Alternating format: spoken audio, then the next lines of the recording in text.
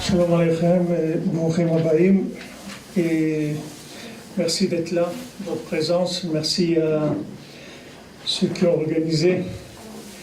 Merci à Shmuel, à Shalom qui a permis qu'on soit là réunis ce soir. Et Bezat Hashem, on va voir qu'est-ce que Yisrot HaTzadikim, qu'est-ce que on va pouvoir faire descendre, qu'est-ce qu'on va pouvoir downloader de la Torah, Bezat Hashem. Alors en ce moment, dans notre étude générale, on se trouve dans la Torah 49, dans l'Écoutez Moran, une Torah qui est très profonde. Et Rabbi Nachman, quand il a dit cette Torah, il a dit que cette Torah, je ne la dis pas pour vous en tant qu'enseignement, mais je la dis pour adoucir la rigueur. C'est-à-dire, il y avait des rigueurs à l'époque, c'était de prendre les enfants à l'armée. Il y avait les cantonistes, ils appelaient les cantonistes, ils faisaient 25 ans l'armée, c'est-à-dire ils prenaient les enfants juifs à l'âge de 14-15 ans, ils faisaient 25 ans d'armée.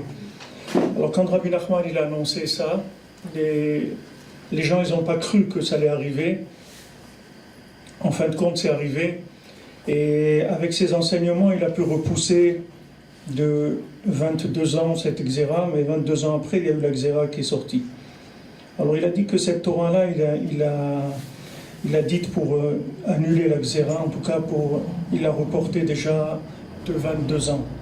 Il a dit que si les gens ils avaient cru quand il a annoncé, alors ils auraient pu complètement adoucir ça par la prière. Comme on voit qu'il y a beaucoup de rabbanim qui disent au Ham Israël de monter en Eretz Israël, et le petit Shmuel Ayani, Alav Shalom, il parlait de ça principalement, c'est-à-dire quand je l'ai rencontré à Paris, il y a 2 ans, un peu plus de 2 ans, c'était en octobre, il y a 2 ans, et principalement le message c'était d'essayer de faire monter le maximum de gens en Eretz Israël, parce que il allait se passer ce qui allait se passer. Alors maintenant les gens ils voient, il y a Daesh et ça, mais ça c'est rien du tout, c'est pas ça qui va se passer. Alvaï que ça soit que ça.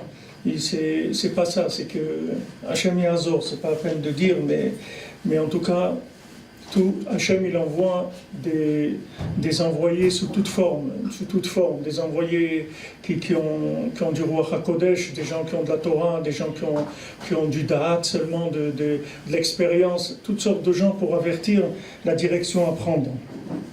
Parce que Pachout, on est à la fin. C'est-à-dire que Hachem il doit terminer. Et comme Rabbi Nachman il a dit, j'ai terminé et je vais terminer.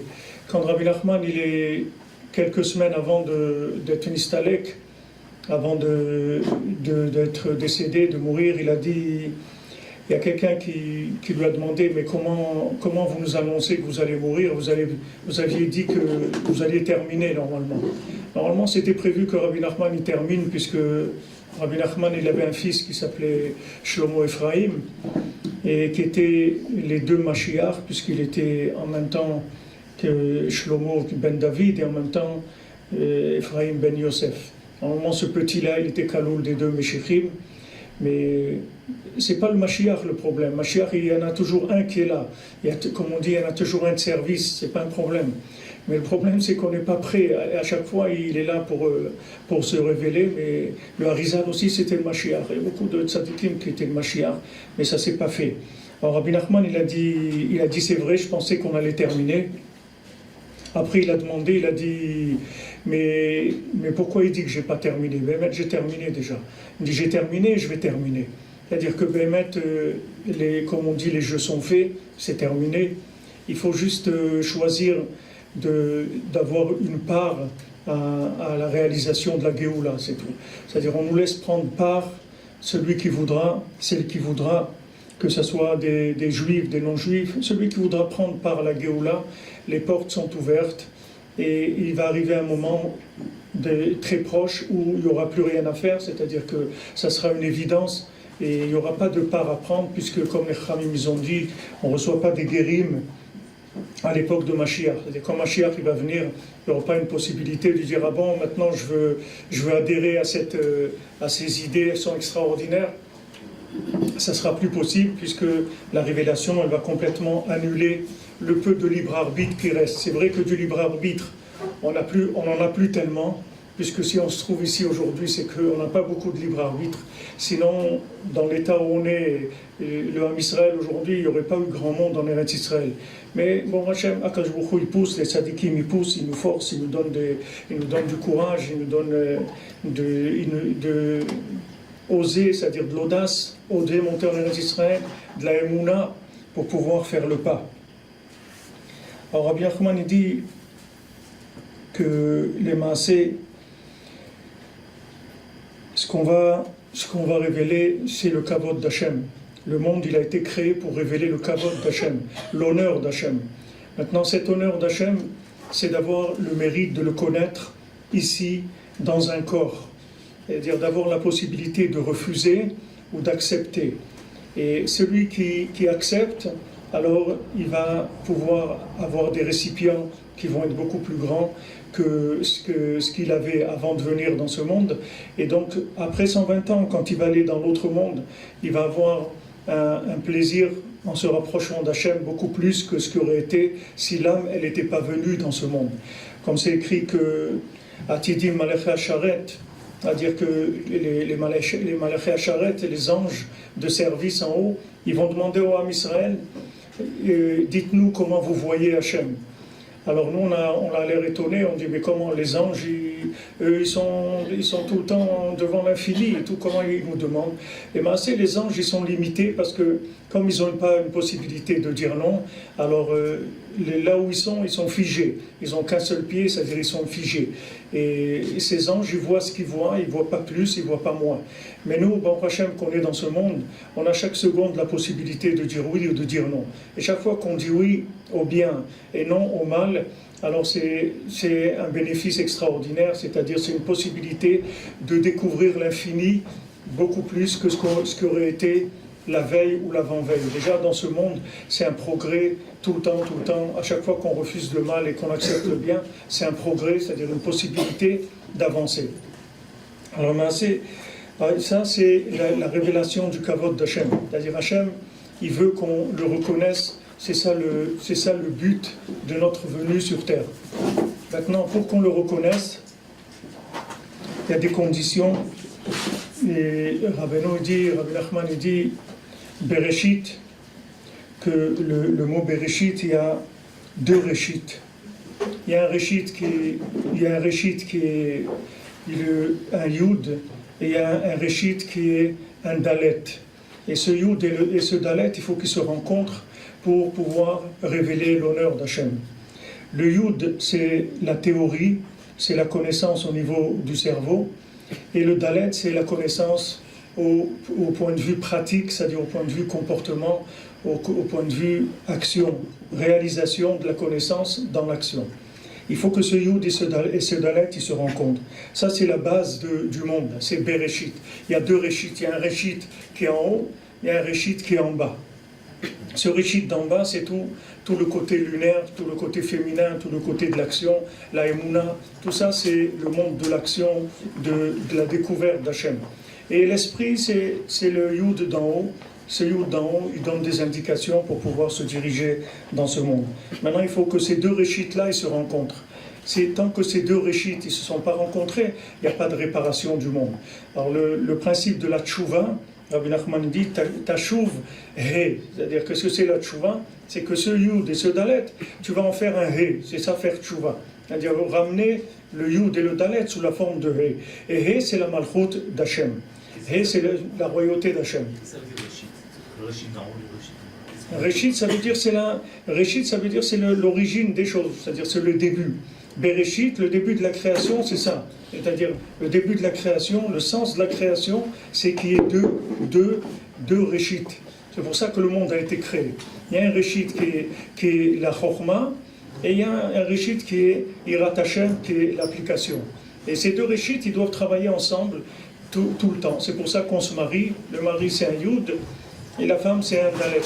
Et ils travaillent ensemble pour révéler Hachem. On doit tirer le Réchit d'en haut vers le bas. Ça veut dire le Yud d'en haut, il vient tout seul. Il n'y a pas besoin de l'attirer.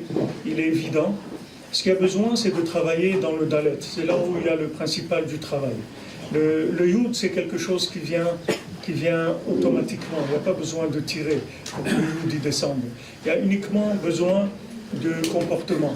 C'est pour ça que nous, quand on a reçu la Torah, on a dit Naaseh Venishma.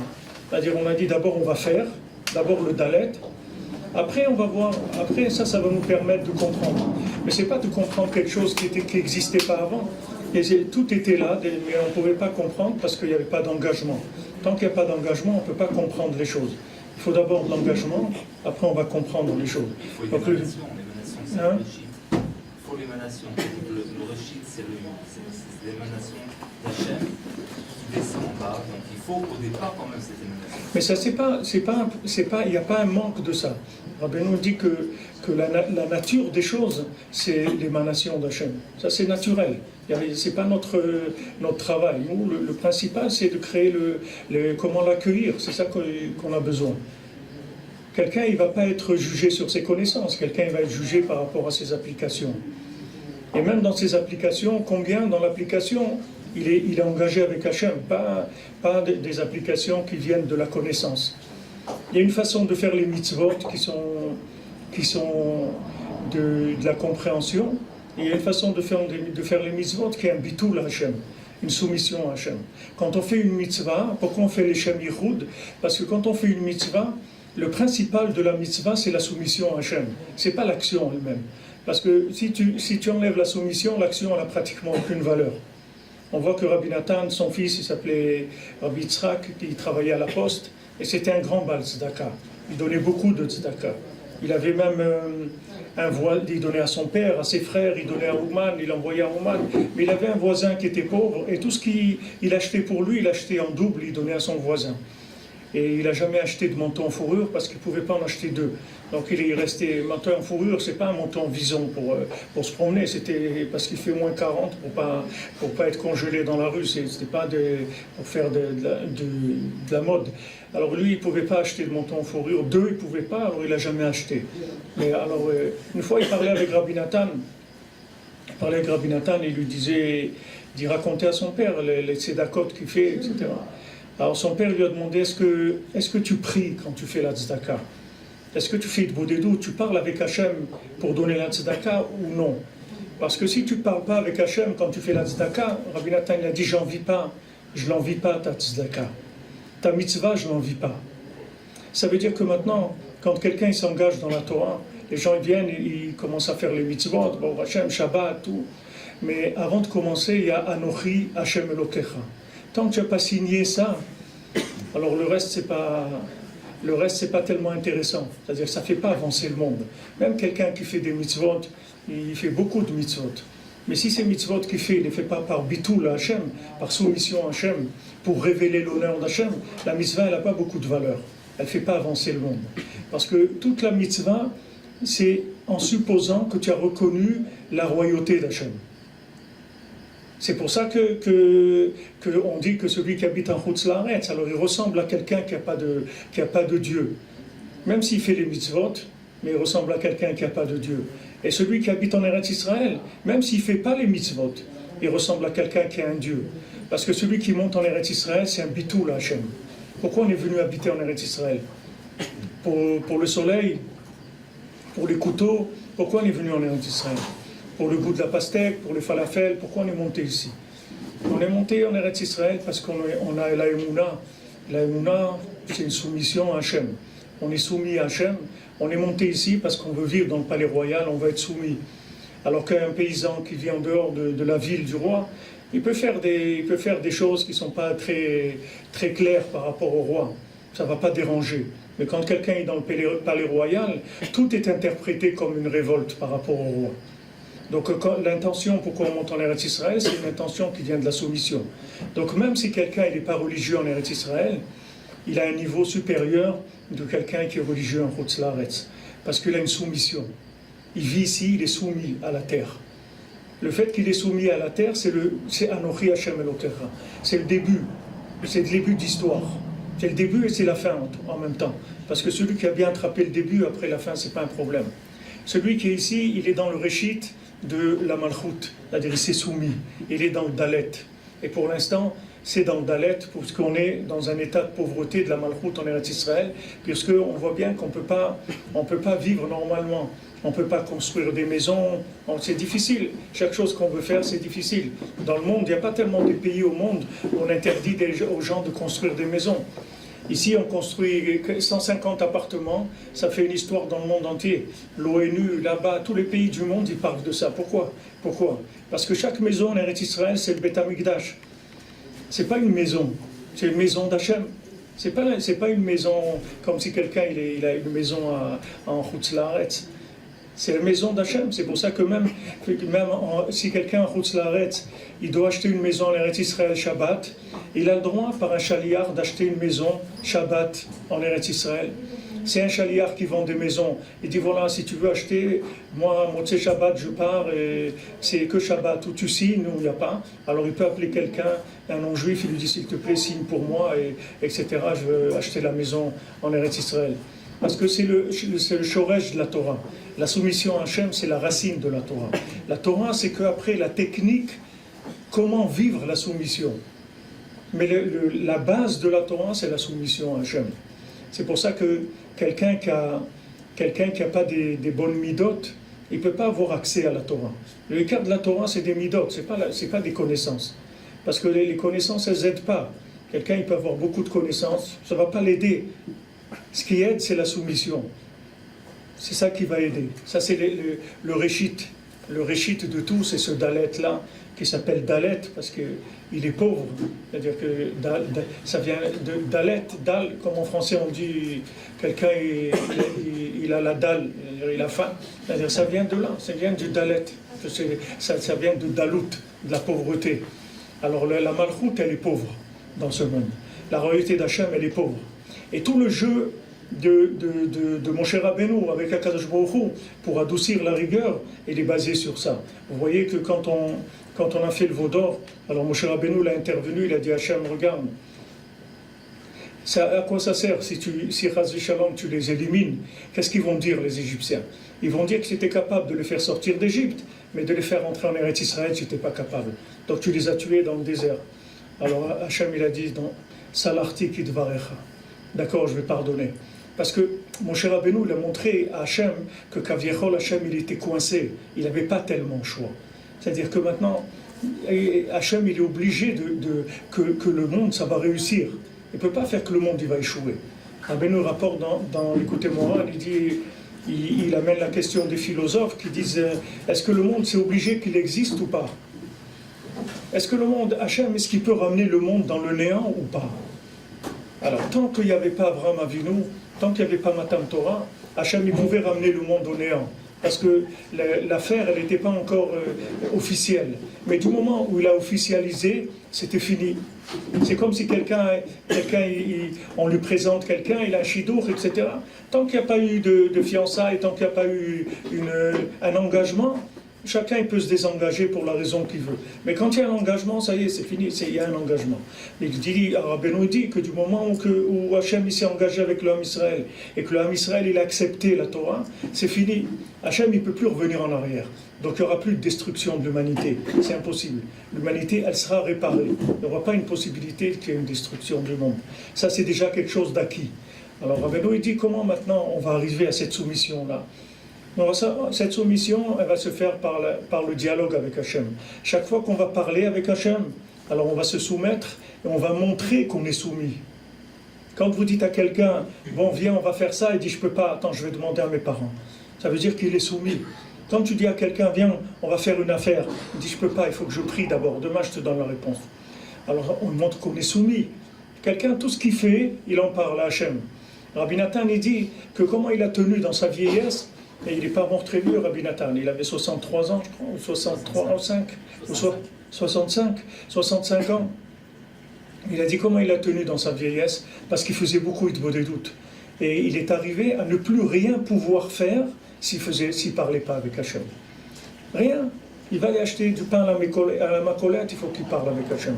Tout ce qu'il va faire. Parce qu'il faut montrer qu'on est soumis. C'est ça le but. Plus on va montrer qu'on est soumis, et plus la royauté d'Hachem va se révéler, et plus il va y avoir la Géoula rapidement. Et si maintenant on ne prend pas cette habitude de se soumettre, alors ça développe des actions dans les mitzvot, mais ces actions-là, elles ont un problème de base. C'est-à-dire que ce sont des actions qui ne sont pas liées à la soumission à Hachem. Et l'action qui ne montre pas la soumission à Hachem, elle n'a pas tellement d'intérêt dans le monde. Il vaut mieux un peu d'action avec beaucoup de soumission que beaucoup d'actions sans soumission. Les gens ils pensent des mitzvot, faites des mitzvot. Qu'est-ce que ça veut dire faites des mitzvot? Pourquoi je veux faire les mitzvot? Qu'est-ce que ça veut dire? Non, parce que les mitzvot, Hachem il a dit il faut faire les mitzvot. Oui, mais il faut que je le fasse parce que Hachem il m'a demandé de faire ça. C'est pour ça que je le fais. C'est pas pour autre chose. C'est uniquement parce que je veux à travers ça montrer ma soumission à Hachem. C'est pas faire une mitzvah comme il y a des gens qui expliquent que la cacheroute c'est bon pour la santé, qu'on voit que les gens qui mangent cachère, alors ils tombent moins malades, et les gens qui font Shabbat, ils sont moins dépressifs ou des choses comme ça. Mais c'est pas pour ça qu'on fait la cacheroute, c'est pas pour pas tomber malade. On fait la cacheroute parce qu'Hachem il a dit qu'il faut faire ça, c'est tout. C'est-à-dire qu'il faut, et ça il faut le dire avec la bouche, parce que c'est pas quelque chose qui est automatique. Si on le dit pas, alors il y a un problème, c'est-à-dire qu'on prend l'habitude de faire les choses, mais on ne le dit pas. Il faut le dire. Il faut dire à Hachem, voilà, je fais ça parce que tu m'as demandé de le faire. Sache, c'est pour ça que je le fais, pour montrer que je suis soumis à toi. Et ça, dans tout ce qu'on fait, tout le temps, au début de la journée, quand on va faire quelque chose, surtout quand on a un projet, tout, il faut demander à chaque fois à Hachem que, voilà, maintenant, je vais faire ça parce que tu m'as demandé de le faire, et grâce à ça, tu vas être connu plus dans le monde. Ça c'est le but de notre venue sur Terre. C'est pour ça que maintenant, à la fin des temps, où on est, il faut changer, il y a beaucoup de choses qu'il faut s'adapter, parce qu'on vit dans un nouveau monde. On ne vit pas dans le monde qu'il y avait avant, on vit dans un nouveau monde, et il faut s'adapter. Il faut s'adapter au nouveau monde, ce n'est pas le monde d'avant. Ça n'a rien à voir avec le monde d'avant. Aujourd'hui, Rabbi Nachman il dit, il faut voir le bien en soi, il faut voir le bien chez les autres. Il faut voir que le bien, il ne faut parler que de bien, et il ne faut faire aucun reproche et aucune remarque. Ça, c'est le nouveau monde, c'est le monde de la Géoula. Et si quelqu'un ne fait pas ça, il ne va pas pouvoir faire avancer la venue du Mashiach. Parce qu'aujourd'hui, Hachem il nous a affaiblis pour que justement on puisse devenir entièrement dépendant. Hachem il veut une dépendance totale. Il veut qu'on ne puisse plus vivre si on ne s'appuie pas sur lui. Qu'on ne puisse plus avoir de vitalité qui ne vienne pas que d'Hachem. C'est fini la vitalité de la consommation et des délices de ce monde et tout, c'est fini. Le seul délice qui va exister, c'est le délice d'Hachem, c'est tout. Alors il y a une faiblesse, il y a un affaiblissement énorme. Je dis, ces derniers temps, j'ai raconté parce que j'ai lu un article et j'ai vu comment ce que Rabbi Nachman il dit, comment on le voit dans la réalité, on voit que c'est la vie. Et il y a, je ne sais pas, 1 mois ou 2 mois, alors, il y a une petite fille de 13 ans qui s'est suicidée à, je sais pas où, à côté de Tel Aviv, je ne sais pas, au Kfar Saba, ou je ne sais pas de quelle ville. En tout cas, cette jeune fille, elle avait de 13 ans, elle avait une sortie de l'école. Le Yom Rishon, Baboker, il devait faire une sortie, un tioul. Donc elle est arrivée, son papa il l'a amenée, et malheureusement elle est arrivée en retard. Alors ils sont rentrés à la maison, et la fille elle s'est suicidée. Elle a laissé un message, elle a dit si c'est ça la vie, alors c'est pas la peine. Maintenant quelqu'un quoi, il se suicide parce qu'il a raté le tioul. C'est quoi ces proportions-là? Parce que quelqu'un il a raté le tioul, il se suicide. Regardez à quel niveau on est arrivé. À quel niveau on est arrivé. C'est que quelqu'un il peut se suicider. Il y a une vie devant, il y a tellement de choses. Non, il y a une faiblesse. C'est-à-dire que maintenant, rater le tioul, ça veut dire que c'est comme si elle valait rien du tout. Il dit, bon, toi... tu ne vaux rien de toute façon, même dans le tioul, tu n'as pas besoin de venir, etc. Alors la vie, elle ne vaut plus la peine. Sachez qu'aujourd'hui, c'est pas ce que je vous dis, Béhémet, ce que je vous dis, c'est pas exagéré parce qu'on le vit dans notre sang, c'est pas exagéré ce que je vais vous dire. C'est que vous pouvez tuer quelqu'un ou faire vivre quelqu'un avec une parole. Vous n'avez pas besoin de deux, vous avez besoin d'une, c'est tout. Vous pouvez dire une parole à quelqu'un que ça va le tenir toute sa vie, il va vivre que avec ça. Et vous pouvez dire une parole à quelqu'un que sur le moment, la vie elle est terminée pour lui. Après, il ne va pas faire des bêtises parce qu'il vient d'une bonne famille ou bien il est équilibré, là. Mais il est mort déjà, c'est terminé. Il n'attend plus rien de la vie. Il attend que ça se termine, c'est tout. Et moi je connais des gens comme ça. Des gens qui attendent que ça se termine, c'est tout. Ils n'ont plus rien du tout qui les intéresse. Rien. Tout ça pourquoi? Quelques paroles déplacées, quelques remarques, quelques reproches, c'est terminé. Pourquoi Hachem nous a mis là? Parce qu'il veut qu'on dépende de lui. Et lui, c'est le bien, c'est que le bien. Hachem, c'est que le bien. Chez Hachem, il n'y a pas de mal. Le mal, il n'existe pas. Le mal, ça ne vient pas d'Hachem. Le mal, c'est uniquement quelque chose qui cache le bien. Mais le mal, il n'existe pas en soi. Donc tout ce qui s'alimentait par le mal, ou les méthodes du mal, ça ne marche plus. Mon cher Rabbeinu, Hachem, il lui dit, regarde, tu vas frapper le rocher, tu vas parler au rocher pour amener de l'eau. Et lui, il frappe le rocher. Alors Hachem, il dit à Moshe Rabbeinu, Aaron, vous ne rentrerez pas en Eretz Israël. Pourtant, c'est quoi frapper le rocher? Les Chachamim, ils expliquent. C'est-à-dire que Moshe, il a utilisé le srout de ses mitzvot pour pouvoir amener l'eau. Hachem, il a dit, je ne veux pas de srout. Même le srout des tzadikim, je ne veux pas que tu utilises ça. Je veux que tu utilises la parole pour me sanctifier aux yeux du Ham Israël. Je veux que tu montres qu'avec la parole, on peut tout obtenir. Il n'y a pas besoin de lever le bâton. On va parler, c'est tout. Et on va y arriver en parlant. Alors Rabbi Nachman, il dit, il faut le faire, et de toute façon, il ne restera que ça. C'est la seule méthode qu'il y a. C'est un nouveau monde. C'est pas un monde, ça n'existait pas ça avant. Avant, ça marchait les coups de bâton. Aujourd'hui, ça ne marche plus. Ni avec soi-même, ni avec les autres. On n'a plus le droit d'utiliser cette méthode aujourd'hui. Aujourd'hui, la seule méthode qui existe, c'est le dialogue. Et quand maintenant on a envie de faire un reproche, parce qu'on vit encore dans une galoute de la Neshama, alors on se retient, c'est tout. On ferme sa bouche. Et on prie sur ça. Aujourd'hui, il y a un autre problème, c'est que ce dialogue, il n'est pas tellement possible avec Internet. Tout le monde aujourd'hui se retrouve devant un écran d'ordinateur. Et ce dialogue-là, il n'est pas... Malheureusement, il empêche. Il n'empêche pas. L'Internet, c'est le keli de la Géoula. C'est avec ça que Mashiach va venir. L'Internet, c'est le keli de la Géoula. Tu veux le voir? Viens, je te montre des choses tous les jours. Tu vas voir des gens qui sont sortis, des gens qui habitent dans des villages en France, que le nom, tu ne l'as jamais entendu dans ta vie. Et ces gens-là, avec Internet, ils ont fait tchouva, ils font les brachot, ils se lèvent à 3h du matin, ils font 1 heure d'Itbodidut, ils vont tikkun klali, ils vont se tremper dans la rivière au mikvé tous les jours. Et tu sais, ils ne connaissent aucune communauté, rien du tout. Ils ne savent rien. C'est rien qu'avec Internet. L'Internet, c'est un kéli de communication extraordinaire. Ça ne suffit pas, mais c'est un kéli de communication extraordinaire. Une parole va être dite à un endroit, et c'est comme ça qu'il va y avoir la Géoula, c'est un système d'accélération. Il va y avoir un moment une parole qui va être dite, et cette parole-là, elle va ouvrir la porte à quelques millions de personnes, et ça y est, ça va. Pourquoi? Même à l'ONU, le gars là de l'ONU, il dit, on dirait que Israël, ils essayent de gagner du temps. Mais c'est sûr qu'on essaye de gagner du temps. Parce qu'il va venir une parole que d'un coup, on va être obligé de fermer les frontières d'Israël parce qu'on va avoir 200 millions de personnes qui vont vouloir venir habiter en Israël. On sera obligé de fermer les frontières et d'accepter les gens au compte-gouttes le temps de les intégrer.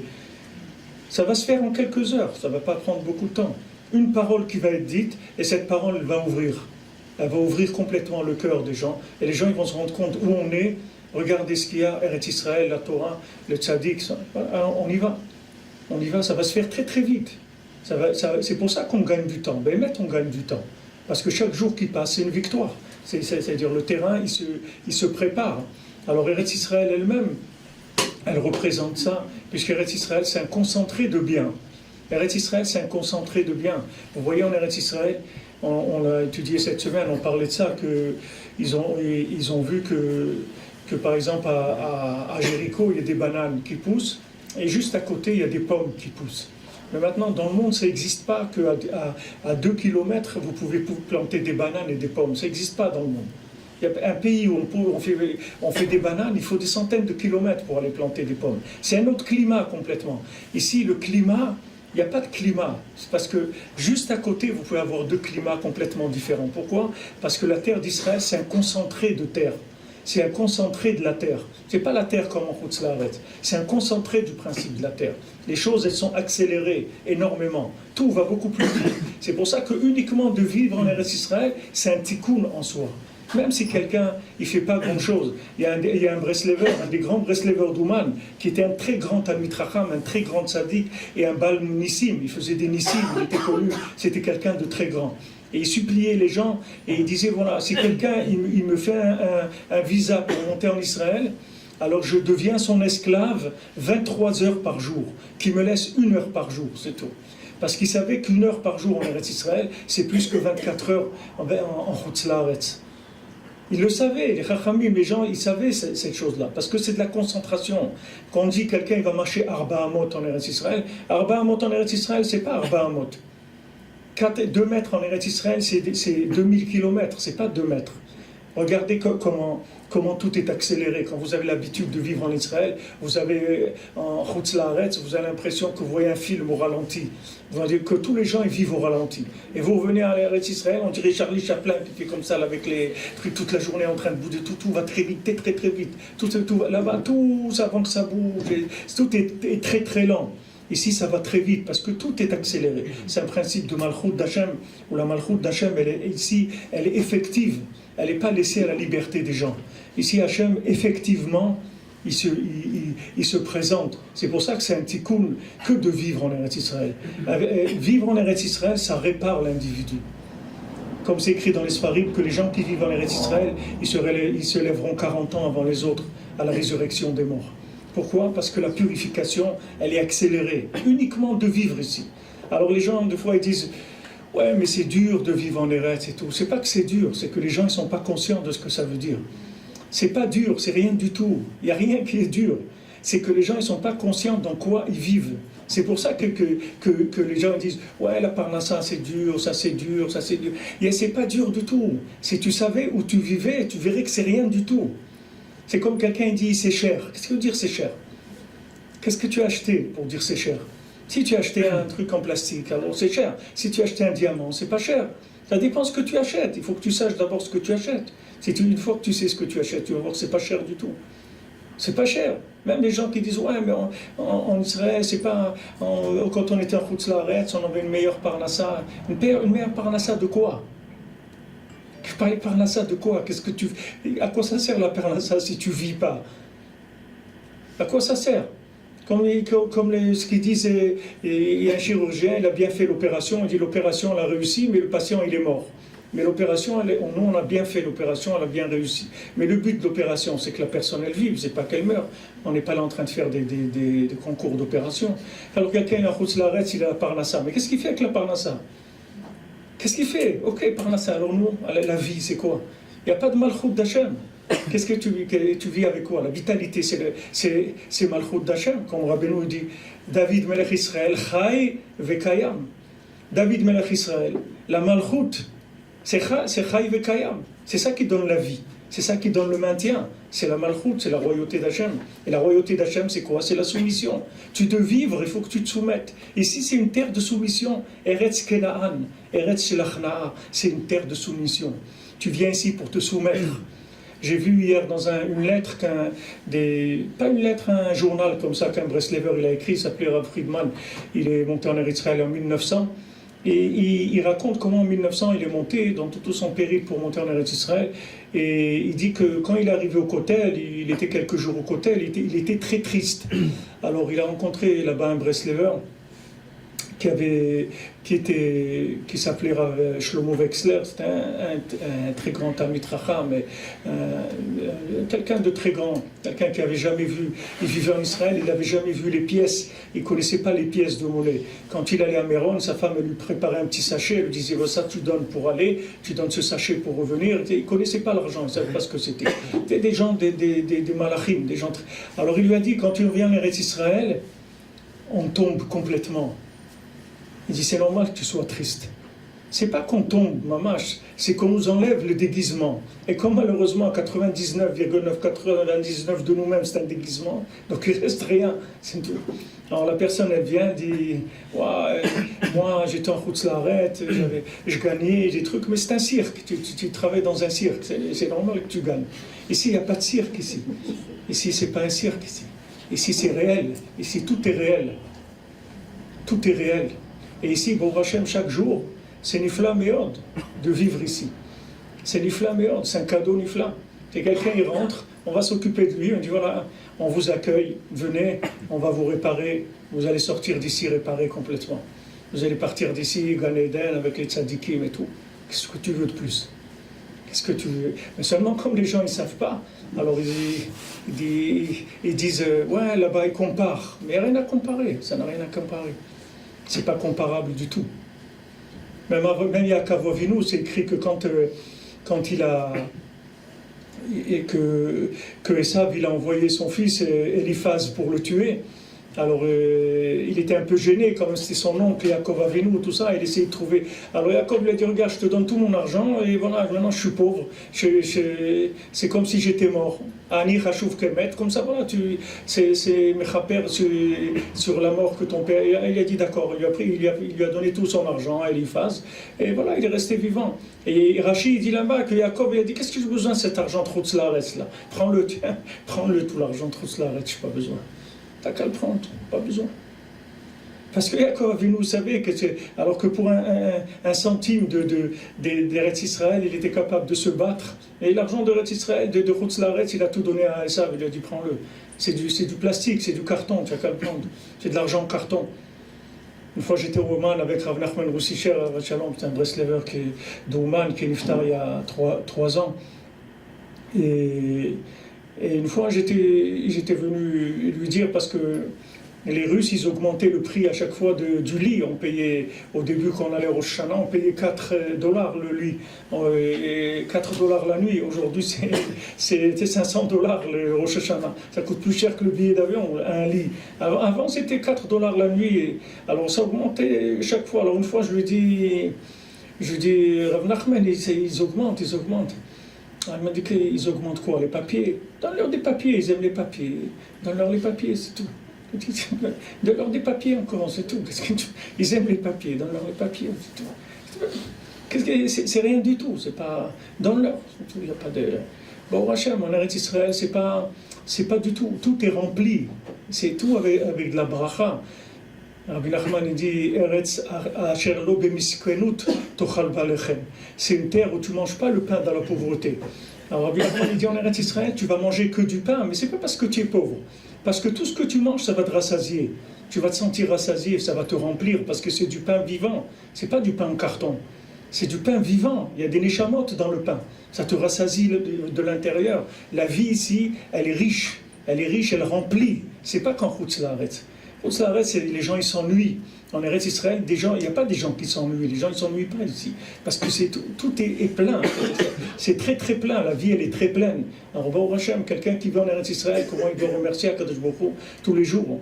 Tous les jours, chaque fois qu'on peut dans la journée. Mais c'est sûr qu'une fois par jour, le matin, il faut remercier, ou le soir, il faut remercier que qu'on fait partie des gens privilégiés, que Hachem il a accepté qu'on vive en Eretz Israël, il nous a ouvert les portes d'Eretz Israël. On doit dire merci pour ce cadeau, pour cette Matanat Chinam. Et après il a compris, mais mon cher Rabbeinu, va être Hanan, Matanat Chinam. Il a compris que Eretz Israël c'est qu'un cadeau gratuit. Il n'y a personne qui peut avoir accès à Eretz Israël en disant j'ai payé le billet. Une fois, il y avait deux élèves qui parlaient devant Rabbi Nachman et un disait Bezant Hashem, je prie pour Zoré d'aller en Eretz Israël. Et un autre, il lui a dit mais qu'est-ce que ça veut dire que tu pries pour être Zoré? Achète un billet et vas-y. Alors Rabbi Nachman, il a dit celui qui a dit achète un billet, vas-y, il ira jamais en Eretz Israël. Et celui qui a dit je prie pour être Zoré, alors celui-là, Bezant Hashem, il va aller en Eretz Israël. Et ça a été comme ça. Parce que il n'y a pas Eretz Israël, c'est pas j'achète un billet. Ici, pour rentrer ici, il faut un visa. C'est pas un visa d'en bas, c'est un visa d'en haut qu'il faut, c'est pas d'en bas. Il n'y a pas ici, je vais monter. Il n'y a personne qui veut dire, je vais monter. Si d'en haut, on ne lui donne pas le visa, ça veut dire que sachez que si vous êtes là, et si on est là, et si on reste là, et si on vit ici, c'est que chaque jour, Hachem, il est content qu'on soit ici. Et il est d'accord qu'on soit ici. Parce que s'il n'était pas d'accord qu'on soit ici, on ne serait pas là. On est dans le palais du roi, on est dans un endroit privilégié du monde, et cet endroit privilégié du monde, il est pas accessible par qui que ce soit, et personne qui peut payer ça. C'est pour ça que même Moshe Rabbeinu, il a dit, va être Hanan, Matanat Chinam, alors d'accord, cadeau gratuit. Et Rabbi Nachman, il dit, toutes les tfilotes qu'on fait, même les tzadikim, il ne faut pas qu'ils prient par le srout qu'ils ont, uniquement par Matanat Chinam. Il faut toujours demander cadeau gratuit. Parce que quand vous demandez cadeau gratuit, vous faites connaître Hachem. Vous faites connaître Hachem dans le monde. Vous voyez la différence entre Hanouka et Pessah. Pessah, quand on fait le Hallel à Pessah, on ne fait pas Hallel Shalem. On ne fait pas entier le Hallel. Mais à Hanouka, on fait le Hallel entier. Parce qu'à Pessah, les gens qui sont sortis, c'était des gens qui étaient à la limite de ne pas sortir. Puisque au moment de l'ouverture de la mer, alors il y avait des accusations, on dit mais attends, ceux-là ils font Avodazara, et ceux-là ils font Avodazara, les Égyptiens font Avodazara, et les Juifs aussi font Avodazara. Pourquoi tu veux leur faire un miracle à eux et pas aux Égyptiens? Il y avait une discussion, mais le Bisrout, la Emouna qu'ils ont eu, Hachem il a dit par la Emouna qu'ils ont eu, je vais leur faire les Nissim, parce qu'ils n'ont pas posé de questions. Ils n'ont pas posé de questions. Mon cher Rabbeinu il dit demain à minuit on part. C'est où? On part. Il n'y a personne qui allait commencer à dire, si, il y en a, 80% ils sont restés en Égypte. Mais ceux qui sont sortis, ils n'ont pas dit pourquoi la nuit, pourquoi il fait froid, et trucs, pourquoi pas le matin. Il n'y a pas de question. Si quelqu'un il est conscient que c'est un cadeau du ciel, il n'a pas de question. Les gens qui ont des questions, c'est des gens qui croient que ça leur revient. Les gens qui croient, une fois, Rav Gaba et Rav Gaba qui se trouve à Tzfat, qui était à Aix-les-Bains avant, alors une fois il m'a dit, Atit Dada la Réchoute, ne te fais pas connaître pour rien, c'est-à-dire ne te fais pas connaître pour rien. Alors il m'a raconté un massé, il m'a dit, on voit cette Mishnah-là, qu'il y avait quelqu'un en France qui a été se plaindre parce qu'il ne touchait pas assez d'allocations familiales. Alors il a été au bureau des allocations familiales, il dit c'est pas normal, voilà, j'ai tant d'enfants, et trucs et tout, vous ne me donnez pas assez. Alors ils ont calculé et ils ont dit c'est vrai, il y a une erreur, on vous a donné trop ces dernières années. Donc maintenant on va les arrêter et vous allez rembourser tout ce que vous a donné avant. Pourquoi il dit maintenant, qu'est-ce que tu viens? Des gens ils te donnent tous les mois de l'argent. Qu'est-ce que tu as fait pour ça? Rien du tout. Qu'est-ce que tu vas aller venir dire non? Et il me revient plus, j'ai le droit à plus. Tu as le droit à rien du tout. À quoi tu as le droit? Tu es en Eretz Israël, tu crois que tu as le droit d'être ici? Tu n'as pas le droit d'être ici. Tu as un droit, tu peux amener des preuves que tu as le droit, d'après les critères qu'Hachem il demande pour être en Eretz Israël, tu remplis ces critères, tu ne remplis pas, alors reste tranquille, ce qu'on te dit, tu dis merci mon Dieu, c'est tout. Qu'est-ce que tu as à demander? Tu as quelque chose à demander? Tu as quelque chose à demander? Tu peux prouver que même Moshe Rabbeinu il a dit Matanat Chinam. Qu'est-ce que tu veux toi dire non, Magia Ali, Magia Alecha, rien du tout. Qu'est-ce que c'est Magia Alecha? Magia, rien du tout. Magia, quand t'as laissé rentrer, alors ne te montre pas, rase les murs qu'on voit pas, qu'on te remarque pas trop parce que sinon on va t'éjecter. Rase les murs, c'est tout. Les gens ils viennent ici, ils sont pas d'accord. Ils disent ouais mais moi à Paris je gagnais 45 ou 50 euros de l'heure, ici je gagne 5 euros de l'heure. Mais tu n'es pas dans le même endroit, tu comprends pas. Tu ne comprends pas que tu vis dans le pays des milliardaires de l'humanité, que tu es chez les gens les plus privilégiés du monde. Qu'est-ce que tu es en train de comparer? Qu'est-ce que tu compares? C'est pas comparable. Il n'y a rien à comparer. Si tu es conscient de ce que c'est Eretz Israël, tu vas dire merci mon Dieu, tout ce que tu me donnes. J'ai rien à dire, je te remercie. J'ai rien à dire. Qu'est-ce qu'il faisait David Ameller? Il dit, Hachem lui disait, tu veux quelque chose? David dit, je veux rien. Comment tu veux rien? Tu n'as pas besoin de quelque chose, j'ai besoin de rien. Rien. Tu veux pas quelque chose, je veux rien. Je veux juste que tu me donnes le mérite de te louer, c'est tout, de te faire des louanges, c'est tout ce que je veux. Je veux rien. Et pourtant, David Ameller, il y a un Rav qui a dit, les deux hommes qui ont le plus souffert dans le monde, c'est David Ameller et Rabbi Nathan. Il dit, il n'y a pas des gens dans le monde qui ont été persécutés comme ça. Et David Ameller, Hachem lui dit, tu montres quelque chose, il ne montre rien. Tu veux quelque chose, je veux rien. Je veux être avec toi, c'est tout, je veux rien. Je suis là avec toi, c'est tout ce que je veux. Qu'est-ce que je voulais? Je voulais être ici en Eretz Israël, c'est tout. Moi, j'ai un oncle à la Vachalon qui est venu du Maroc. Il habitait dans un petit village, Arzila, un tout petit village. Il parlait l'espagnol, comme ça, à côté de Tétouan, tout ça.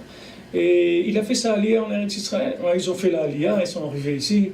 Et ils lui ont donné, à l'époque, il y avait Amidar, je ne sais pas si ça existe encore aujourd'hui, mais à l'époque, ça existait Amidar. Ils donnaient les maisons, les Olim Khadashim, ils recevaient une maison, etc.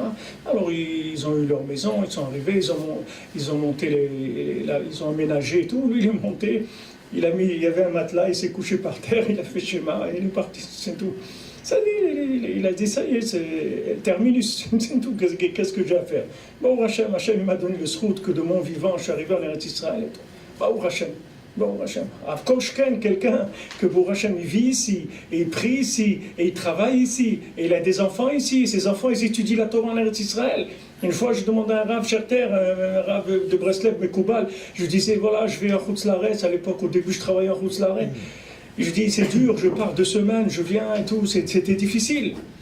Alors il m'a dit, parce que tu ne sais pas ce que c'est d'avoir des enfants qui étudient la Torah en Eretz Israël. Si tu savais ça, tu aurais été rampé par terre pour aller chercher la parnassa. Mais tu ne sais pas ce que ça veut dire. Tu n'es pas conscient de ta réussite. C'est pour ça que tu dis c'est difficile. Mais quelqu'un qui est conscient de ce qu'il est en train de faire, il ne va pas dire c'est difficile. Il va dire c'est extraordinaire, merci mon Dieu. Et Hachem, il veut qu'on lui dise merci, c'est tout. C'est ça la Géoula.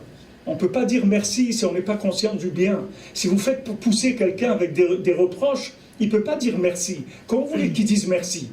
Si vous l'avez, à chaque fois vous lui dites « Ouais, pourquoi tu fais ça tordu? Pourquoi tu fais ça tordu ?» Comment vous voulez qu'il dise merci? Il ne peut pas dire merci. Il n'a pas envie de vivre, Bichlal.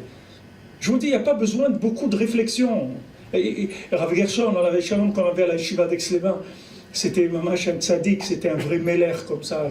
Il avait des paroles extraordinaires. Et quand on est monté en Eretz Israël, lui aussi, après quelques années, il est venu en Eretz Israël. Et une fois, je l'ai rencontré à Yerushalayim. Et alors, il m'a demandé qu'est-ce que tu deviens? Alors, je lui ai dit, j'essaye de devenir mieux. Alors, il m'a dit, tu étais déjà pas mal. Alors, quand ce mot-là, mais c'est avec ça que je vis. J'enlève tout, je laisse que ça. Je dis, lui, il est normal, c'était un arabe, il a rapproché des milliers de gens à la Torah, il m'a dit que j'étais pas mal, ça me suffit. Qu'est-ce que j'ai besoin d'autre? J'ai besoin d'autre. Tout le reste, c'est du mensonge, c'est tout. Tout le reste, c'est du mensonge. Un mot, ça suffit. Un mot, ça sauve quelqu'un. Je vais finir avec ça. Je vais vous raconter un massé que j'ai raconté plusieurs fois, pour ceux qui n'ont pas entendu. Le Rav Sherter, il a raconté ça, qu'il y avait un chassid à Londres qui avait été dans un bureau de change. Il était sorti avec des grosses sommes d'argent, d'espèces sur lui. Alors, il marchait le soir dans la rue, et il y a 3 ou 4 goïms, comme ça, des jeunes qui viennent et qui le braquent, qui lui disent « donne-nous ton argent », etc. Alors, il a vu celui qui était le chef. Il lui a dit, je peux te parler 1 minute. Alors il a dit, qu'est-ce que vous voulez, etc. Il lui a dit, de quoi vous avez besoin? Pourquoi vous faites ça? Il dit, non, on a envie de boire une bière et on n'a pas d'argent, c'est tout. C'est pour ça qu'on fait ça. Il dit, pas de problème, pourquoi vous ne demandez pas? Lui, il croyait qu'il savait qu'il avait des millions sur lui. Alors il leur a donné ce qu'ils avaient besoin pour la bière, shalom. Et après, il lui a dit, tu sais, c'est dommage que tu fais ça. Parce que toi, tu es quelqu'un de bien. C'est dommage que tu fasses ça. Et voilà, il est parti. Alors le lendemain, il était en train de prier à la synagogue, et ce jeune goy-là, il le cherche. Il vient dans la synagogue, Saint-Stibler à Londres, là-bas, Sainte-Mère, où il y a des gens qui prient tout le temps. Alors il est venu, il a cherché le Rav, il l'a trouvé. Et il lui a dit, voilà, je voulais vous rembourser l'argent que vous m'avez donné hier. Et je voulais vous dire que j'ai décidé que je ne vais plus jamais voler. Il dit, vous savez pourquoi? Parce que vous êtes la première personne dans ma vie qui m'avait dit que je suis quelqu'un de bien. Parce que vous m'avez dit ça, alors je ne vais plus voler. C'est fini. Maintenant, je me comporte honnêtement. Regardez quelqu'un, que c'est un jeune délinquant, un jeune qui va braquer des gens. Quelqu'un lui a dit cette parole-là, il l'a montée, la personne elle a envie de devenir vraiment dans la réalité quelqu'un de bien. Parce qu'il lui a dit, t'es quelqu'un de bien, il lui a fait confiance, il voit un rave comme ça, et tout, il lui dit ça. Il dit, cet homme-là, s'il m'a dit ça, c'est pas Stam, il n'était pas obligé de me le dire. Regardez, une parole positive, elle peut changer la vie de quelqu'un, et une parole négative, qu'est-ce qu'elle peut faire? Et bien, je vais terminer avec ça, que je vous ai parlé du petit Shmuel à la Vachalon. Il y a après des gens qui veulent savoir beaucoup mieux vous parler que moi.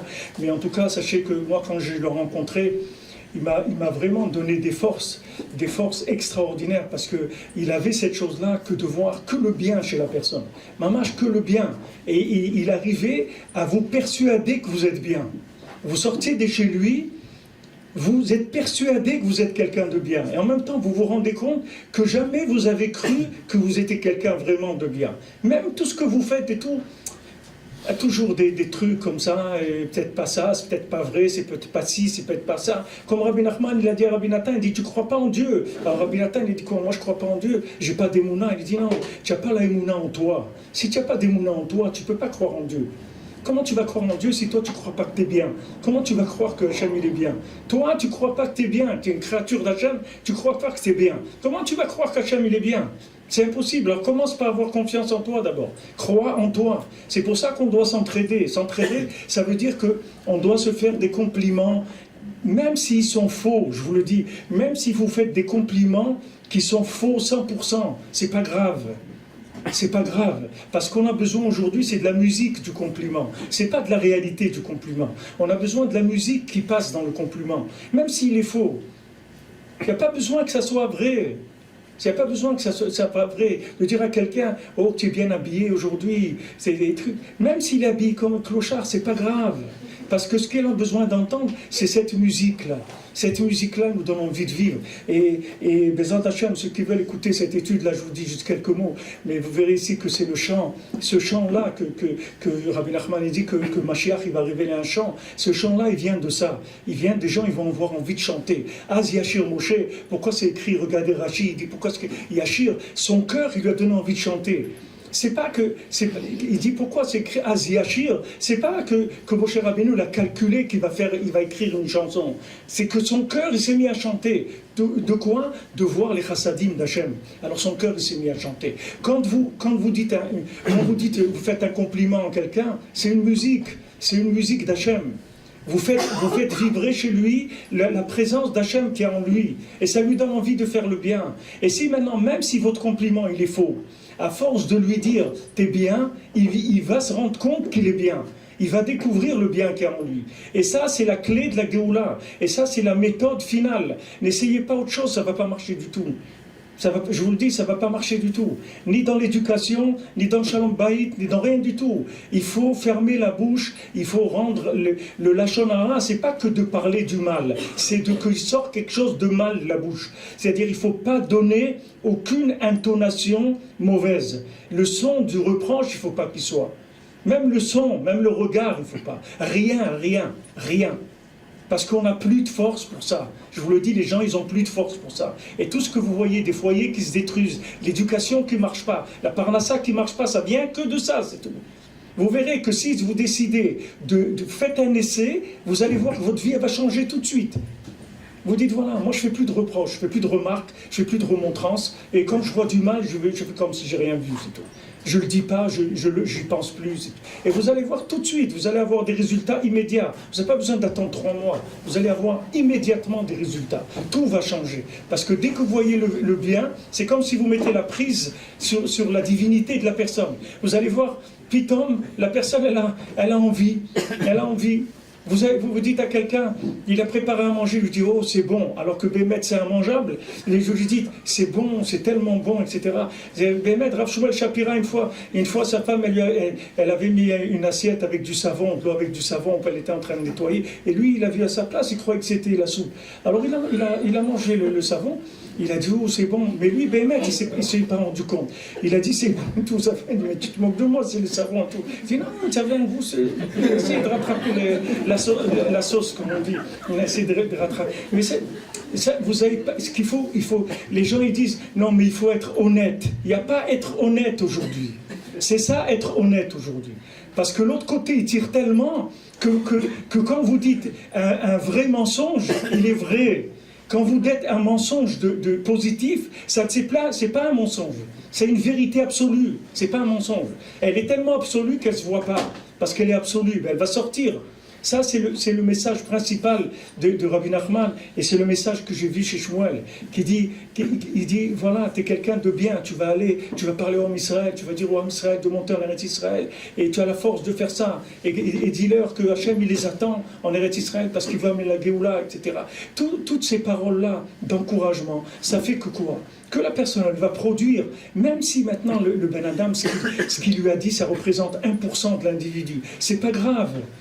Parce que la personne, elle va s'attacher à ce 1%. Elle va développer, et après ce 1%, elle va devenir 5, 10, 15, jusqu'à qu'après il arrive à tout. Aujourd'hui, il faut enlever, parce qu'il y a des gens, je parle avec des gens, ils disent, ouais, mais après, vous rentrez dans la démagogie, c'est pas vrai. Après, vous rentrez dans un monde, vous commencez à... Les gens, ils vont être gâtés et tout. Soit gâtés, il vaut mieux quelqu'un gâté que il est dans la dépression ou le suicide, non? Il vaut mieux quelqu'un qui soit gâté. C'est pas grave, gâté, ça va passer. Le côté gâté, il va passer après les choses. Mais une parole de bien, ça rend bien. Sachez qu'en parlant de bien, vous rendez l'individu bien, malgré lui, même s'il ne veut pas. À force de lui dire c'est bon ce que tu fais à manger, et chaque fois il va dire... Et de dire, c'est extraordinaire quand même, mais je pourrais rajouter ça et tout. Et sauf, ça, il va savoir faire à manger, ça va être bon. Béhémet après.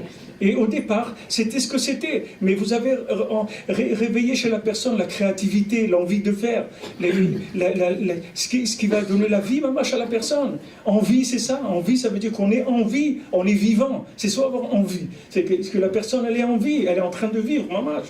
Vous allez créer chez la personne une vie, même si elle est toute petite au départ, mais elle va grandir. Elle va grandir, ça c'est le sort de la Géoula. C'est ça que Rabbi Nachman il a amené. Et sachez que tous les autres chemins, vous verrez qu'ils vont disparaître. Il ne restera que ça, c'est tout. Alors autant commencer tout de suite et vous verrez émettre des résultats immédiats dans votre vie. Vous allez que votre vie elle va changer. Vous ne comprenez même pas pourquoi ça change tellement vite. Parce que c'est ce qu'on entend. C'est ce qu'on entend, c'est-à-dire ce qui compte, c'est ce qu'on entend, et on attend tous cette musique-là. Ça, c'est le chant du Mashiach. Le chant du Mashiach, il va nous montrer qu'on est tous des tzadikim.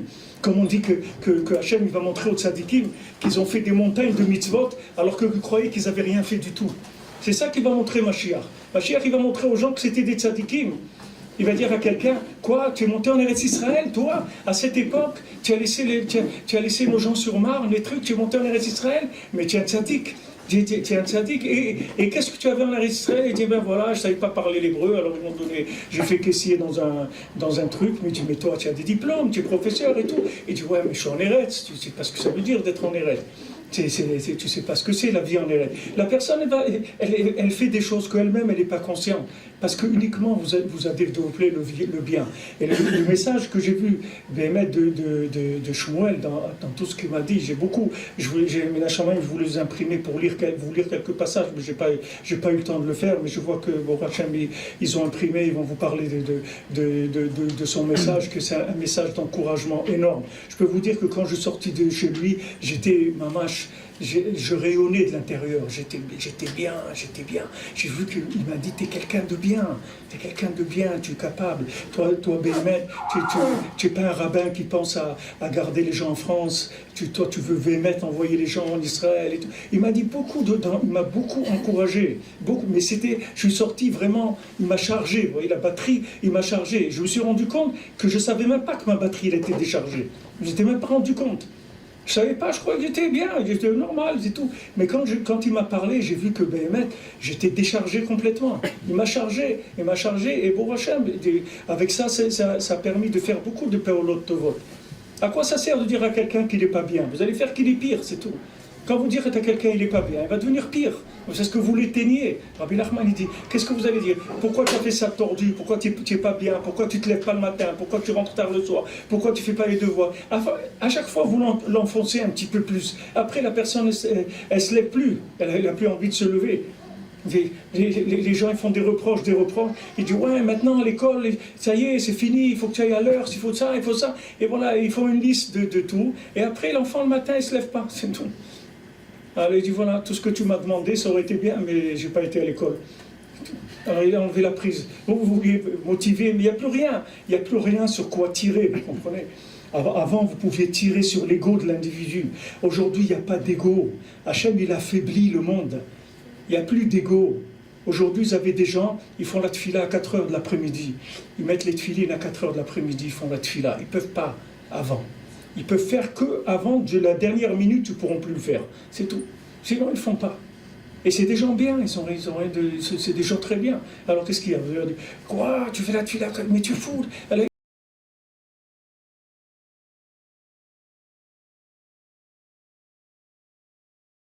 capable de faire quoi que ce soit sans lui. Il veut que tu viennes lui demander tout. Tout. Et pour ça, tu dois prendre conscience que tu ne peux pas. Et ce passage-là, il est amer, il est dur. Parce que la personne, elle voit des choses dans la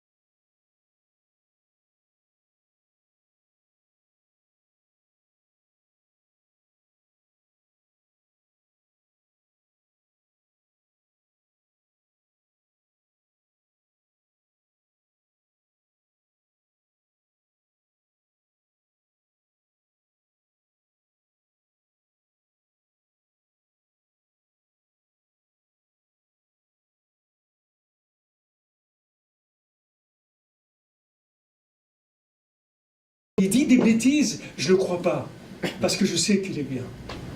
Regardez ce qu'il dit Rabbi Nathan, par rapport à ce que je vous ai dit. C'est-à-dire qu'il ne faut pas croire, tout ce qui n'est pas bien, il faut dire c'est du mensonge. Le vrai, ce qui est bien, c'est ça le vrai. Vrai, c'est bien. Mal, c'est du mensonge, c'est tout. Et ne croyez pas que c'est de l'hypocrisie ou de la démagogie. C'est pas grave. Le principal, c'est d'arriver. C'est pas comment on est arrivé. Le Icar, c'est ça. C'est pas une vérité destructrice. Le Icar, c'est que vous avez construit quelqu'un. Comment vous l'avez construit? Ça, c'est les sadikim qui vous donnent la méthode. C'est pas des méthodes de psychologie, des shalom, des choses comme ça. C'est les sadikim qui vous disent comment il faut faire maintenant. Et ils nous envoient, Baruch Hashem, des messagers, des gens qui sont mechazek otam. Alors, Toda Rabba pour votre écoute, et je suis resté une heure, je ne me suis pas tellement rendu compte. Bezrat Hashem, que bonne continuation, Be'atzlacha, et que Bezrat Hashem, que le monde il se rende compte de la grandeur du Ham Israël. C'est-à-dire que, parce que la grandeur du Ham Israël, c'est la grandeur d'Hachem. C'est pas nous on n'est rien, nous on est des représentants d'Hachem. Comme Rabbi Nathan dit, celui qui nous attaque à nous, il attaque Hachem. C'est pas à nous qu'il en veut, c'est à Hachem, c'est pas à nous. Parce que nous on n'est que des représentants d'Hachem, c'est tout.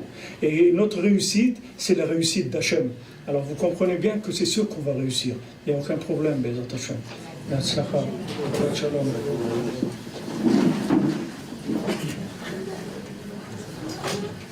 Rav Avraham Efra, il a introduit un petit peu le but de la création de cette choule. C'est un peu difficile de parler derrière Avraham, mais essayez.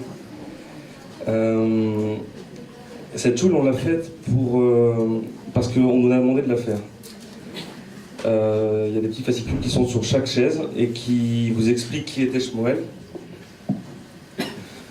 Shmuel, c'était un tzaddik. Je ne vais pas vous parler de Shmuel parce que sa vie, elle est écrite sur ce fascicule et puis c'est facile sur internet aujourd'hui de voir les différentes vidéos qui ont été faites en France, etc.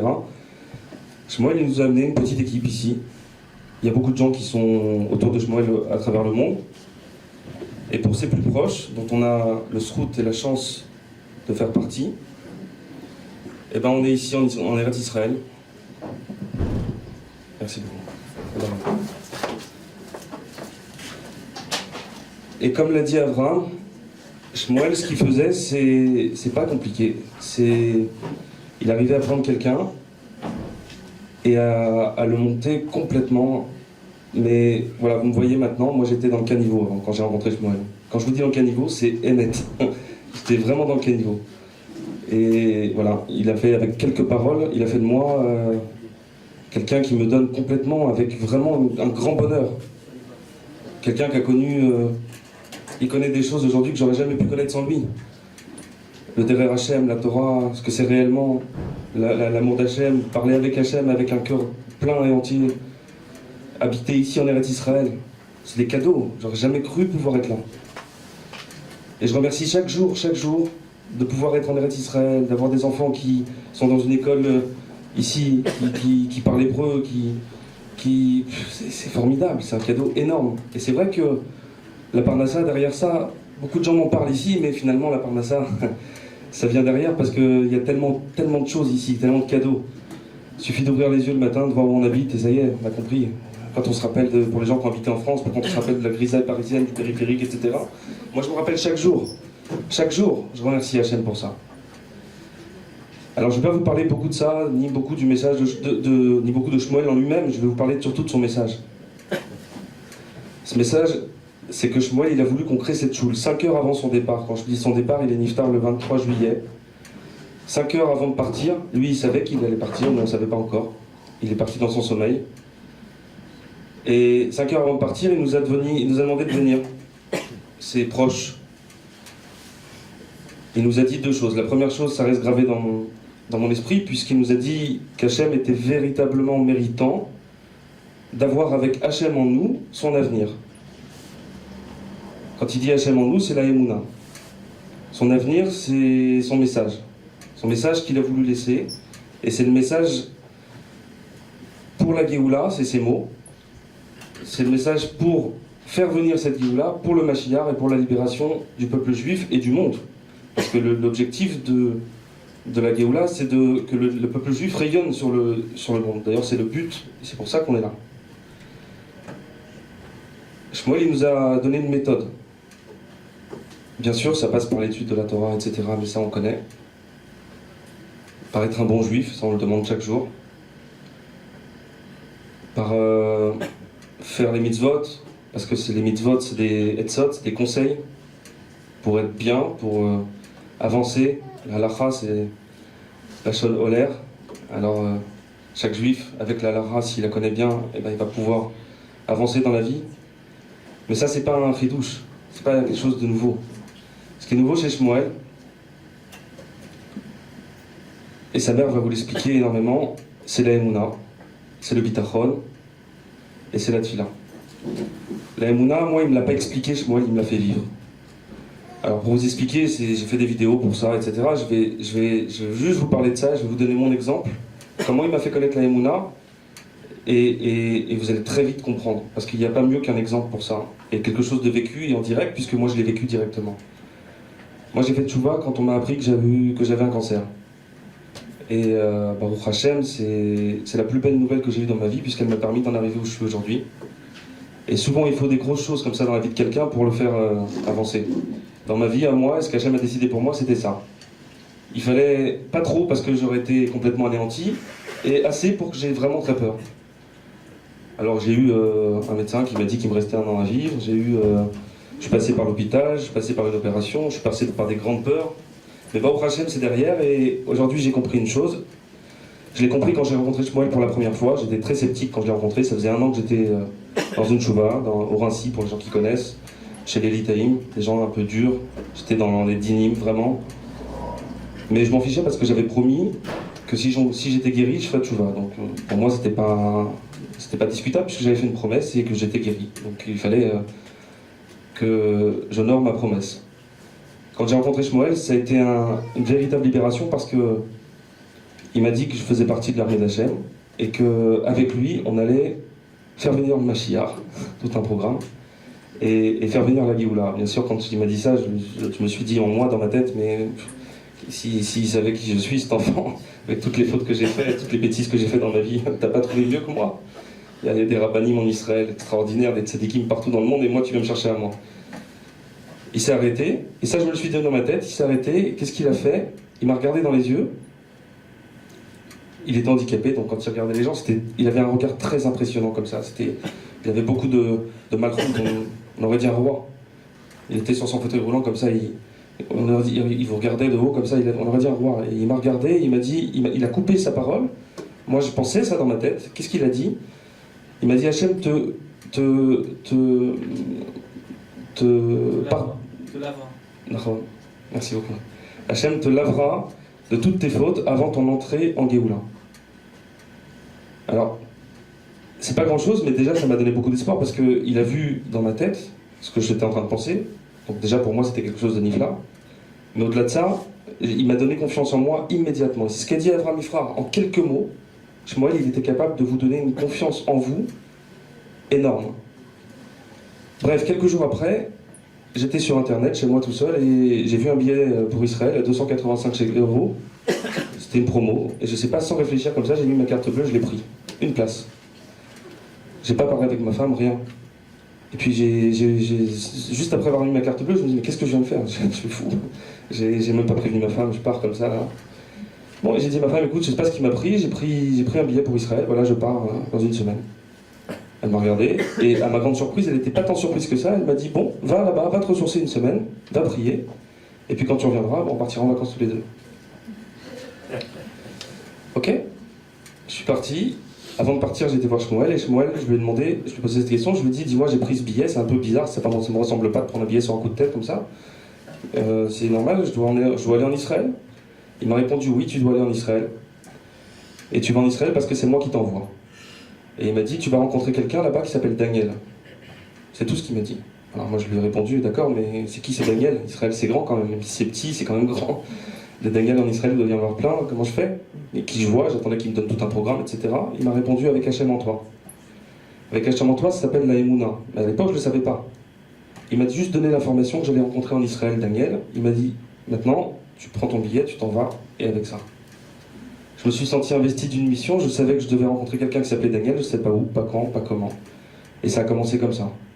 Et là, il m'a fait faire une aventure qui m'a vraiment réellement fait comprendre et intégrer en moi, tout au fond de moi, ce que c'était réellement que la Emouna. J'ai pris l'avion, je suis arrivé à Tel Aviv, j'ai loué une voiture, je devais prendre un appartement et finalement j'ai décidé d'aller directement au Kotel. Parce que l'objectif c'était de rencontrer ce Daniel. Je me suis dit, bon, je vais aller au Kotel, peut-être que je vais le rencontrer là-bas aussi. Et Shmuel m'a parlé de Torah, donc j'allais pas aller à Tel Aviv. Pour moi, c'était évidemment le Kotel. Je suis allé au Kotel, puis je me suis assis là-bas, sur le côté, dans la grotte. Et je me suis dit, voilà, moi je suis là, Hachem. Il faut dire que bon, j'avais les kélim, puisque j'ai eu cette maladie, etc. Mais bon, je suis là, j'ai fait le premier pas. Et c'est souvent comme ça avec Hachem. On fait le premier pas, il en fait 100. Et j'ai fait le premier pas, je suis venu, j'ai pris cet avion, j'ai dit d'accord à Shmuel, je lui ai dit, j'ai accepté que j'allais en Israël juste pour rencontrer un Daniel. Sans savoir même son nom de famille, sans savoir rien. J'allais rencontrer Daniel Zéou. Et quand j'ai rencontré Daniel, entre le moment où j'ai rencontré Daniel, mais j'étais sûr que j'allais le rencontrer, au fond de moi. Je savais. Ma pensée, elle était positive, c'est-à-dire que je savais réellement que j'allais le rencontrer puisque Shmuel me l'avait dit et j'avais confiance en lui. Je suis arrivé, j'ai demandé à un monsieur qui était à côté de moi, qui parlait français, j'ai vu qu'il parlait français, je lui ai demandé s'il connaissait quelqu'un qui s'appelait Daniel, il m'a répondu que non. Et il m'a dit, bon, essaye, dans la conversation, il me dit, essaye au Kever Rachel pour ton Daniel. Et je lui ai dit, mais tu le connais? Il m'a dit non. Mais bon, j'ai cru à sa parole. C'est ça la Emouna. C'est de comprendre que parfois il y a des gens qui vous disent des choses, qu'il faut s'attacher à ces choses-là et aller dans la Hashgacha pratique, ça s'appelle, la confiance en Hachem. Je me suis dit, si je l'ai entendu, c'est pas pour rien. Je suis parti au Kever Rachel, je suis arrivé là-bas. Pour ceux qui connaissent, je pense que tout le monde connaît ici. Il y a le Kever sur la gauche quand on rentre, et puis vous avez une choule sur la droite. Sur la droite, dans cette choule, devant le Echal, tout au bout, devant le Echal, il y avait un jeune qui était assis. Et je sais pas, au fond de moi, je savais que c'était Daniel. Je me suis assis, je peux pas vous dire pourquoi, je peux pas vous dire comment, je savais que c'était lui. Je résume énormément parce que je veux pas rester longtemps, mais je vais passer beaucoup de choses. Mais je suis arrivé devant lui, je lui ai mis un petit coup de coude parce qu'il était en train de dormir, je lui ai demandé s'il s'appelait Daniel. Il m'a dit que oui, il m'a dit t'as pas fait Mincha, va faire Mincha. Il n'avait pas l'air étonné du tout. Bienvenue dans la 5e dimension, et c'est ça la Emouna. C'est la 5e dimension. Quand on commence à rentrer là-dedans, et aujourd'hui j'ai la chance, parce que Shmuel m'a expliqué, m'a éduqué, et pour ceux qui étaient autour de lui, ils nous ont expliqué, j'ai la chance de vivre comme ça au jour le jour. De comprendre que Hachem, il est tout le temps avec nous, 100% du temps, 1000% du temps. De se réveiller avec lui, de s'endormir avec lui, de parler avec lui à chaque moment, de faire attention à chaque signe. C'est ça la Emouna. C'est ça que Shmuel nous a insufflé. De comprendre qu'il faut faire des réflexions, que parfois on ne vous voit pas à juste titre, que parfois on vous voit mal. C'est pas grave, parce que Hachem il veut comme ça. Il nous a appris la patience aussi. Quand j'ai rencontré, donc j'ai fait Mincha, je suis retourné le voir ensuite, j'avais 15 000 questions, je voulais savoir mais pourquoi, comment tu sais que c'est moi, pourquoi tu me dis Mincha, etc. Il m'a juste dit, t'as prié vite. Je lui ai dit que j'étais pressé, il m'a demandé si j'avais une voiture, je lui ai dit il y a un taxi qui m'attend dehors, il est monté dans le taxi, je lui ai posé 100 questions dans le taxi, il n'a répondu à aucune. Il m'a demandé si j'avais une voiture, je lui ai dit oui j'ai une voiture, il m'a dit on va à ta voiture. Je vais aller vite parce que c'est long, mais je vais aller vite pour ceux qui veulent voir, il y a une vidéo sur YouTube. Tapez Shmuel, vous tapez Moshe, ou surtout Shmuel, et vous allez voir qu'il y a plein de vidéos. Je suis monté dans cette voiture, on est monté dans la voiture avec... il est monté avec moi, il m'a demandé d'aller à Mecharim, on est arrivé devant à Mecharim, là-bas il est parti, il m'a dit d'attendre. Il est revenu avec 3 jeunes Breslevers, qui avaient des péotes jusque-là, moi à l'époque j'avais pas de péotes. À l'époque je vais être franc, j'avais une toute petite barbe. Et j'étais très impressionné par les gens qui avaient des potes, peut-être pour ça que j'en ai maintenant, je sais pas. Alors... ils avaient une vingtaine d'années, des petits jeunes qui avaient certainement grandi à Mecharim. Et ils sont montés dans ma voiture, il y en a un qui m'a demandé de passer à l'arrière. Un peu ordonné même, d'ailleurs. Je n'ai pas cherché à comprendre, je passe à l'arrière. J'étais dans un voyage d'apprentissage et je l'avais compris dès le départ. Je n'ai pas posé de questions, je n'ai même pas demandé où on allait. Ils ont pris la route, on a passé un barrage, un deuxième barrage. Il commençait à faire nuit. Bon. Et là on a avancé, on a roulé. Je voyais que les panneaux ils étaient en arabe. Je voyais que des plaques vertes autour de moi, plus de plaques israéliennes. Je n'ose pas poser de questions. Continue. Puis là, on s'arrête dans un endroit, il faisait noir, nuit noire, absolue. Et ils nous disent, là-bas, il y a un mikvé, là, dans les tôles, là, tu vois, il y a des tôles, là-bas, il y a un mikvé. Va te tremper parce qu'il faut que tu te trempes. Ok, je suis allé. J'ai vu que je voyais rien, absolument rien. Pas de lumière. Ils avaient que des téléphones cachers, donc pas de lumière. Ils m'ont demandé de me dépêcher parce qu'on était à côté de Shrem et on était avec une voiture particulière, il n'y avait pas l'armée avec nous, on n'était pas en sécurité du tout, donc ils m'ont demandé de me dépêcher et de me tremper rapidement. Je me suis trempé, je ne sais pas si c'était de l'eau, de la boue, si ça avait pourri ou pas, je ne sais pas. Je me suis trempé, je suis remonté, ils m'ont lancé une serviette comme ça, je me suis rhabillé rapidement parce qu'une voiture arrivait, ils m'ont dit de me dépêcher. Un peu de stress, je suis monté dans la voiture, on est rentré dans Shrem et ils voulaient aller sur le kéver de Yosef Hatzadik. On est arrivé devant le kéver de Yosef Hatzadik, c'était le ramadan. Et là, arrivé devant le kéver, Daniel a commencé à me parler, il m'avait pas parlé, il m'a pas dit un mot, il m'a dit toi et moi on va rentrer dans le kéver et on va prier là-bas parce qu'on doit prier dans ce kéver, tous les deux. Pose pas de questions, on cherche pas à savoir, on doit prier, c'est tout. Alors ok, je suis sorti. Au moment de sortir, on commence à prendre des cailloux dans la voiture, on entend crier derrière nous et on voit une trentaine d'Arabes qui arrivent avec des bâtons, des trucs sur nous. Moi je suis remonté dans la voiture très vite, lui aussi. Et là on rentre dans une petite ruelle, on sent que je vois qu'il y a des gens qui nous suivent et la ruelle elle s'enfonce, elle se referme. Et moi j'ai pris très très peur et à ce moment-là j'ai pensé au lynchage qu'il y avait eu à Ramallah, vous savez les soldats, Shamishma. Et j'ai fait Shema Israël, tout de suite. Et eux, ils ont commencé à chanter, ils ont rigolé. Il y en a un qui m'a mis un coup de coude. Il m'a dit Bitachon, Bitachon, Bitachon, Bitachon. J'ai regardé, ils sont fous, ça. C'est d'où je suis. J'habite à Paris, laisse-moi tranquille. Vous êtes fous. Ils étaient contents, ils chantaient. Ils se moquaient des Arabes derrière. Moi, je faisais schéma. Puis la porte de la rue, elle s'est ouverte d'un seul coup. On a continué, et je sais pas, on est passé. Et là, je les ai regardés, j'ai compris que j'étais dans un truc de fou, quoi. Et tellement le stress, je sais pas quoi, je me suis endormi dans la voiture. Et quand je me suis réveillé, on s'est retrouvés, on était à Hebron. Et ils m'ont demandé de sortir de la voiture parce que c'était bientôt le net, c'est qu'il fallait prier. Donc voilà, j'ai dû dormir un petit moment. Je me suis retrouvé à Hebron avec des tzadikim qui pleuraient dans la Mida. Et moi, j'étais spectateur parce que réellement, je venais de Paris, comprenez que j'étais pas en Israël. Donc il n'y a qu'en Israël qu'on peut comprendre vraiment ce que c'est que de pleurer dans une Amida et ce que c'est que de pleurer dans cette fila. À Paris, c'est pas possible. À Paris, on apprend à être juif. En France, on apprend, en Côte-Larrête, partout, il n'y a pas qu'à Paris d'ailleurs, mais on apprend à être juif. On l'est réellement qu'ici, en Eretz Israël. Et c'est pour ça que Shmuel, il voulait qu'on vienne ici en Eretz Israël. Shmuel, il demandait à tous les juifs qu'il rencontrait de pouvoir venir en Eretz Israël. Pourquoi? Parce qu'il disait qu'Hachem, il veut réunir son peuple ici en Eretz Israël, il veut que la bracha, elle soit ici. Et c'est que quand tout le monde sera là, que la Géoula pourra commencer réellement, quand son peuple il sera là. Nous, aujourd'hui, on a une Imouna sans faille, absolument sans faille, que de cette synagogue que vous voyez ici, une grande lumière va venir. Pourquoi? Parce que Shmuel nous l'a dit. Comme je vous l'ai dit, toute l'aventure que j'ai vécue, après, donc finalement, après Révron, on est parti, on a été voir Rabbi David Abrahatzera, on a été voir des tzadikim comme Rav Kanievski, etc. On a parlé de Shmuel, etc. Bref.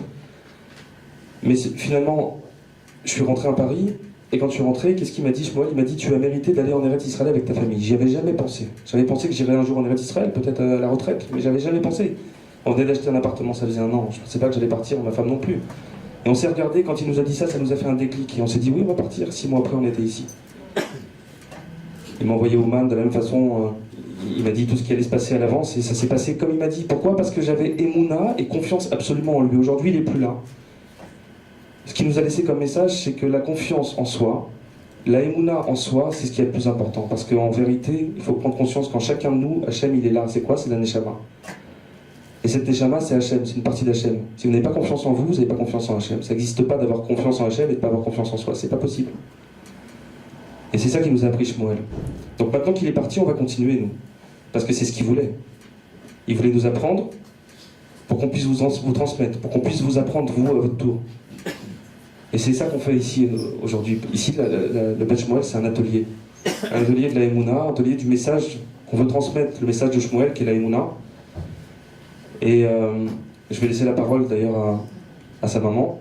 Tout ça, c'est en introduction de ce que va dire sa maman aujourd'hui. Elle va rentrer un petit peu plus, je pense, en profondeur dans la Emouna selon Shmuel. Je crois qu'elle va parler d'esprit positif. Et en réalité, l'objectif, c'est que de comprendre une seule chose, c'est qu'on peut tout obtenir, si on le veut vraiment. Et c'est ça qui nous a appris Shmuel. Tous les seuls obstacles réels qu'on a dans la vie, c'est ceux qu'on se met soi-même. Et si on comprend ça, alors on a tout compris, c'est le message vraiment. Alors vous allez me dire comment, etc. Ben justement, Rana, elle va vous expliquer. Bonne soirée.